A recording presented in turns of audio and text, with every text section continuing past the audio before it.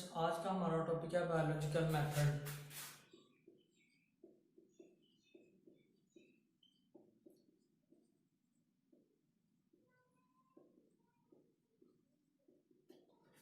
Biological method क्या है कि ये एक ऐसा प्रोसेस है जिसमें हम किसी भी बायोलॉजिकल प्रॉब्लम को आइडेंटिफाई करते हैं और सॉल्व करते हैं।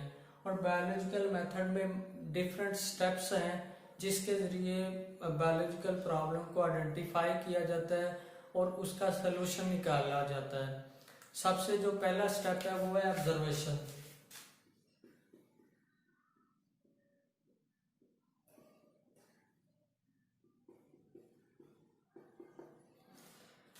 ऑब्जर्वेशन में क्या होता है कि कोई भी साइंटिस्ट बायोलॉजिकल प्रॉब्लम को आइडेंटिफाई करता है, उसको ऑब्जर्व करता है, और इस ऑब्जर्वेशन में 5 सेंस इस्तेमाल होती हैं। जैसे 5 सेंसेस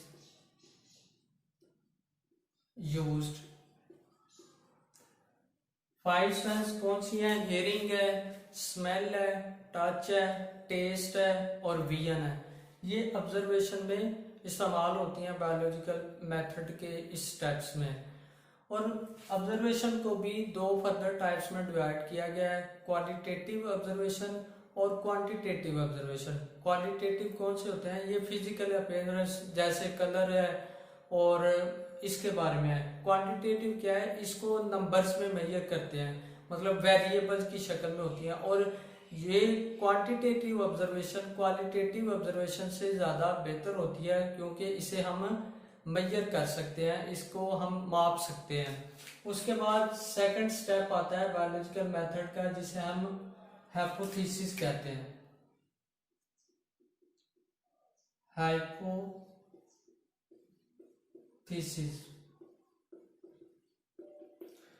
जब कोई भी बायोलॉजिकल प्रॉब्लम को हम आइडेंटिफाई कर लेते हैं तो इसको साइंटिस्ट एक डाटा फॉर्म की शक्ल में कन्वर्ट करते हैं, और उस डाटे को जब हम एक स्टेटमेंट देते हैं तो उसे हम हाइपोथेसिस कहते हैं। हाइपोथेसिस क्या है? एक टेंटेटिव एक्सप्लेनेशन है। टेंटेटिव का मतलब होता है फर्जी। Explanation of observation.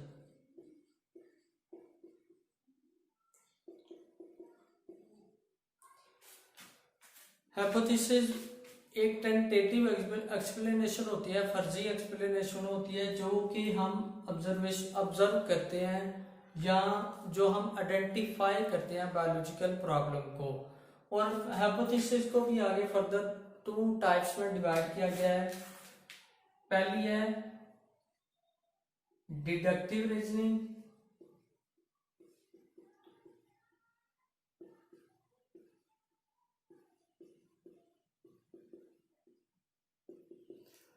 ये हाइपोथेसिस की एक सब टाइप है जिसमें हम क्या करते हैं कि एक कोई भी हाइपोथेसिस बनाते हैं जो कि मूव करता है general to specific. General to specific मतलब कोई भी जब हम हाइपोथेसिस या स्टेटमेंट बनाएंगे, जनरल से बनाएंगे और स्पेसिफिक कंक्लूजन निकालेंगे। जैसे फॉर एग्जांपल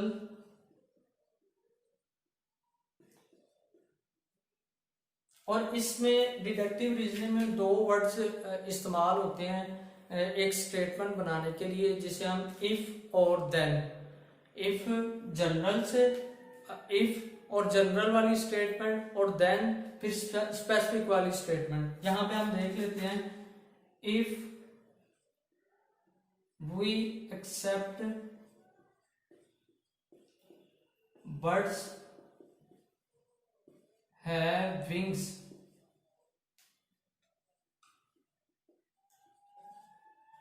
देन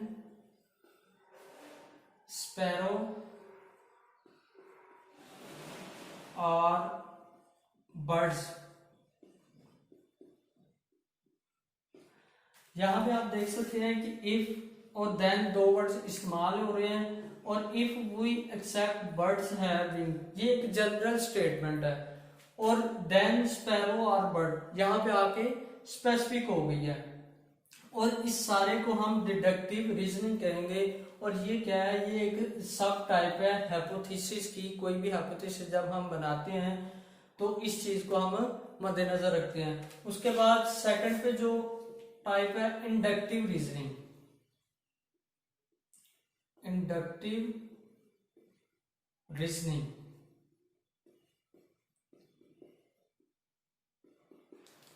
इसमें क्या होता है कि कोई भी जब हम हाइपोथेसिस बनाते हैं तो हम स्पेसिफिक टू जनरल मूव करते हैं। मतलब इस डिडक्टिव रीजनिंग के ये अपोजिट है, मूव स्पेसिफिक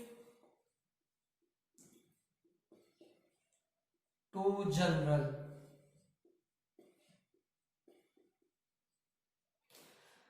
इसकी एग्जांपल में हम यही स्टेटमेंट देख लेते हैं।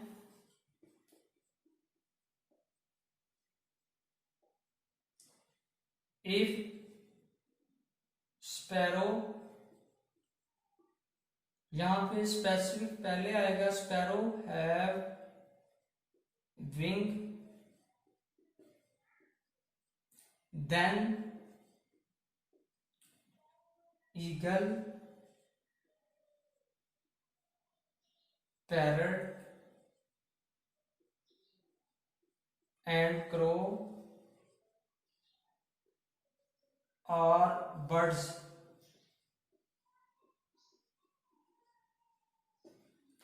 यहां पे भी दो वर्ड इस्तेमाल होते हैं इंडक्टिव रीजनिंग के लिए, इफ एंड देन। और यहां पे sparrow have, if sparrow have wings then eagle parrot and crow are birds. मतलब यहाँ पे specific to general movement move जब हम करेंगे हाइपोथेसिस में तो उस हाइपोथेसिस को हम इंडक्टिव रीजनिंग बोलेंगे। उसके बाद आता है थर्ड पे एक्सपेरिमेंट।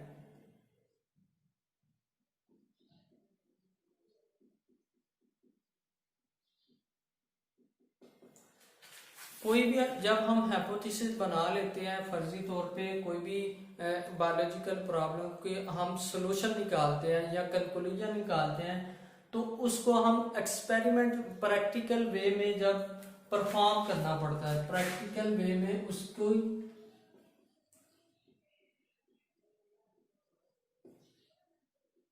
प्रैक्टिकल वे में उसकी परफॉर्मेंस की जाती है ताकि उस हाइपोथेसिस को हम सही या गलत साबित कर सकें और फर्दर उस पे प्रोसेसिंग हो सके।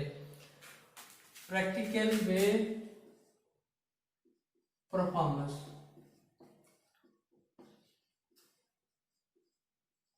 और इस एक्सपेरिमेंट में मुख्तलिफ वे शामिल हैं, जैसे सैम्पलिंग की जाती है, पीसीआर पॉलीमरेज चेन रिएक्शन किया जाता है। उसके बाद मुख्तलिफ वो फील्ड के एतबार से के बायोलॉजिकल प्रॉब्लम के एतबार से जो एक्सपेरिमेंट का तरीका है वो डिफर करता है। उसके बाद नेक्स्ट पे आता है theory.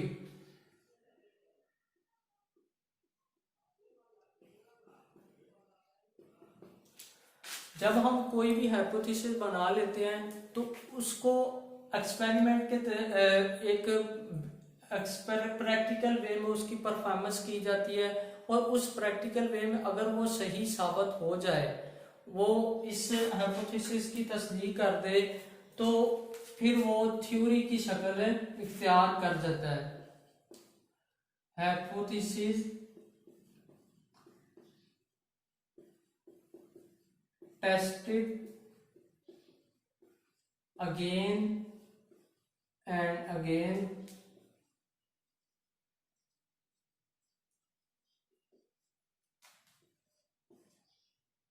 but scientists not prove its falsity। अगर उस हाइपोथेसिस को अगेन एंड अगेन टेस्ट किया जाए लेकिन साइंटिस्ट इसको गलत साबित ना कर सकें तो वो एक थ्योरी की स्टेटमेंट या थ्योरी की शक्ल इख्तियार कर जाता है। उसके बाद थ्योरी को भी एक फर्दर टाइप में डिवाइड किया गया, productive theory. Productive theory, productive theory क्या है कि ये ऐसी थ्योरी है जो कि प्रिडिक्टिव हो। मतलब प्रिडिक्टिव किस तरह है कि एक हाइपोथेसिस से डिफरेंट हाइपोथेसिस और मजीद निकले, मजीद बायोलॉजिकल प्रॉब्लम का वो सॉल्यूशन दे या उसकी प्रिडिक्शन करे। प्रिडिक्टिव हो, प्रिडिक्टिव और एक्सप्लेनेटरी हो, एक्सप्लेनेटरी।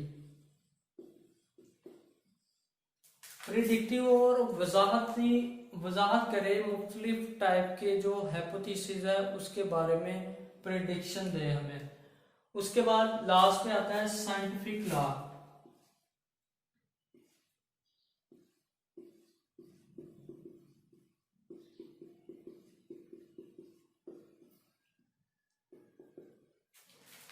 जब थ्योरी को टेस्ट किया जाता है और इंटरनेशनली साइंटिस्ट एक चैलेंज के तौर पे थ्योरी लेते हैं उसको गलत साबित करने के लिए, लेकिन फिर भी वो गलत साबित ना हो, वो इस हाइपोथेसिस की तस्दीक करे तो उसे एक साइंटिफिक लॉ की शक्ल दी जाती है, या साइंटिफिक लॉ उसे कहते हैं।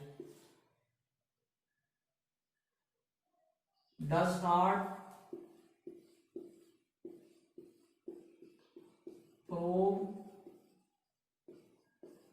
by scientist then theory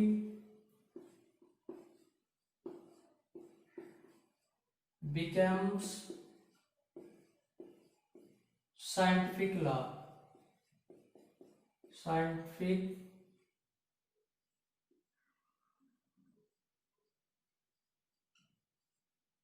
law. और मुख्तलिफ टाइप्स के साइंटिफिक लॉ एग्जाम्पल हम देख सकते हैं, जैसे हार्डी-विंगन,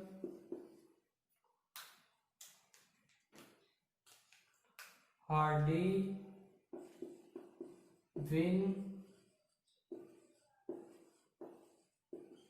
लॉ,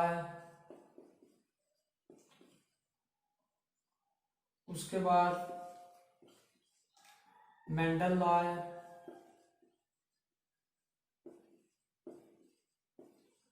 ये जो लॉ है ये मुख्तलिफ स्टेप से गुजरते हुए जब इसकी करेक्शन हुई या इसे हम गलत साबित ना कर सके तो ये साइंटिफिक लॉ बन जाते हैं थ्योरी से, और इन साइंटिफिक लॉ को एक इंटरनेशनली एक सेट ऑफ रूल बना दिया जाता है किसी भी बायोलॉजिकल प्रॉब्लम से जो उससे रिलेटेड हो। उसके बाद जो हाइपोथेसिस है इसको प्रिडिक्ट करना या स्टेटमेंट के लिए दूसरे वेज भी इस्तेमाल करते हैं, जैसे रिलीजियस है, उसके बाद एस्थेटिक प्रेफरेंस है, या कंपैरिजन, कोई बायोलॉजिकल प्रॉब्लम पहले सॉल्व हुई है उसके साथ कंपैरिजन करके भी हम हाइपोथेसिस को इंडक्ट कर सकते हैं या प्रिडिक्ट कर सकते हैं नई हाइपोथेसिस। और इस सारे प्रोसेस के जरिए बायोलॉजिकल प्रॉब्लम को या बायोलॉजिकल मेथड को सॉल्व आउट किया जाता है। Thank you for